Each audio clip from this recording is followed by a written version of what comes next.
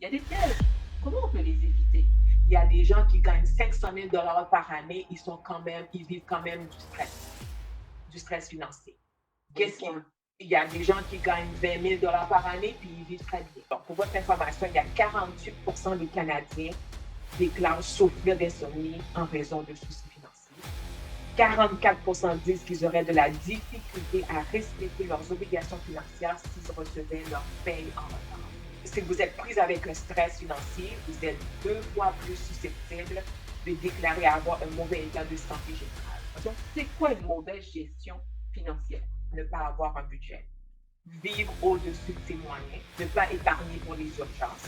Si c'est pas planifié, on va passer notre vie à travailler sans. Il se peut qu'il y a des sacrifices à faire et il y a des gens qui trouvent ça complexe. Donc, une première chose, il faut arrêter de se comparer aux autres. Je sais que je suis dans une situation que j'aimerais ça changer. Est-ce que je suis prête à faire le nécessaire pour changer ma situation? Donc, évidemment, vous savez, la première chose que je vais dire de faire, c'est de vous faire un budget. Pas le choix, pas le choix.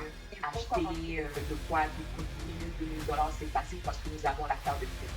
Mais on n'y pense pas après qu'il faut rembourser cette carte-là. Cette carte-là vous charge des intérêts qui varient entre 18 et 24%. 18 et 24% par année, c'est énorme. Moi, je l'ai utilisé la banque, pas que la banque. Il vous reste de l'argent. Elle vous a dit, madame, qu'est-ce qu'on fait avec de l'argent qui vous reste? Il faut le laisser dormir. Il faut le faire travailler pour vous. Pas pour les autres. Mais ça a mis combien de temps cette personne-là pour passer à ces différents niveaux? On vous l'a expliqué. Ça dépend de l'état d'esprit, l'effort que la personne va donner. Donc, on peut être au même niveau que quelqu'un, mais selon l'effort de chaque individu, on peut se rendre ailleurs. Donc, souvent, les gens parlent de l'argent comme si c'était quelque chose de mauvais. L'argent n'est pas mauvais. Souvent, là, des fois, on entend les parents dire oh, oui, regarde, lui, il est riche, il a sûrement fait des mauvais coups pour avoir cet argent-là.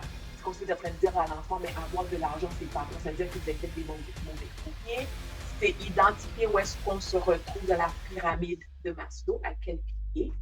Si on revient sur le premier point, c'est quoi la gestion financière personnelle? En quelques mots, comment vous pouvez définir en fait ce concept?